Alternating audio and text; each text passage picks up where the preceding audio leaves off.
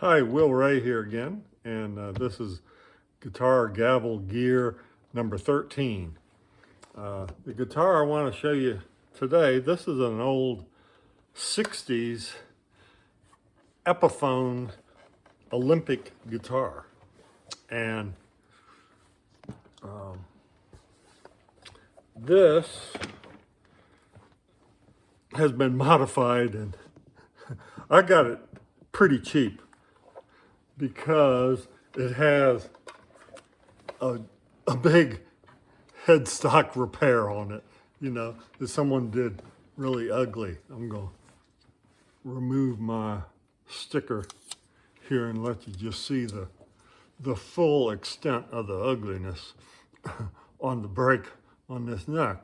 But as ugly as a repair job as it was, it still got the job done, and this guitar stays in tune. It doesn't lose its tuning because it was most of the break is on the headstock, and so once you repair a break, it usually holds pretty good. I'd be a little more suspect if the break were down here in the neck or something, because that gets a little more iffy. But I got it pretty cheap because I wanted to experience a 60s guitar and didn't want to pay the going rate.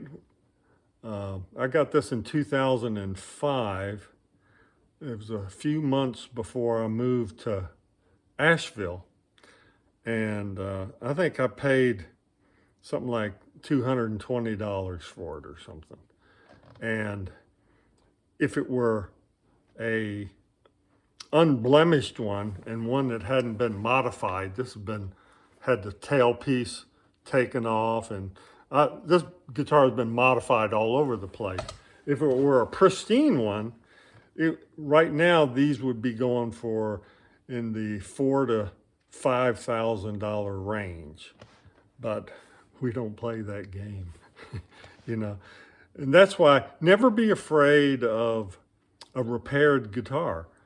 If you have to use your instincts on it, and instincts told me, this is probably going to be a pretty interesting guitar to play, and it is. And what somebody did, they removed the really weenie sounding Epiphone single coils, and they put some Seymour Duncan humbuckers that would fit in there. But these humbuckers have more high end than most humbuckers, and it's somewhere between a P90 and a humbucker in sound. The other thing that I did on this guitar was I replaced the bridge. It just had a straight wraparound bridge, and I put one on where you could adjust all 6 strings. It's a 6-way adjustable bridge, and I put a little doohickey there to hold the string coming, the B string coming off the hip shot, so it'll stay in place. And what's neat about these guitars is it meets the body right here at the 22nd fret. So if you are ever looking for a guitar that you can go way up the neck and not fool around with the heel of a guitar, and the body that the heel is usually glued into, this is it. These are great guitars. These and the old style SGs were the best guitars for getting way up on the neck. So that said, let's see what she can do. I'll start with a neck pickup and work my way to the bridge here, and just play and have some fun with it. Okay, here we go. Let's do something different.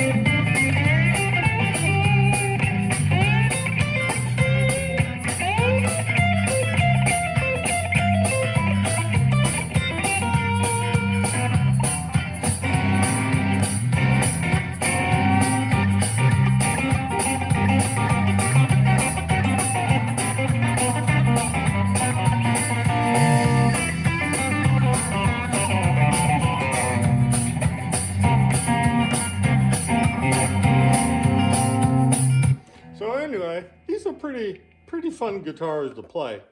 So never be afraid to buy a guitar that's had a neck break.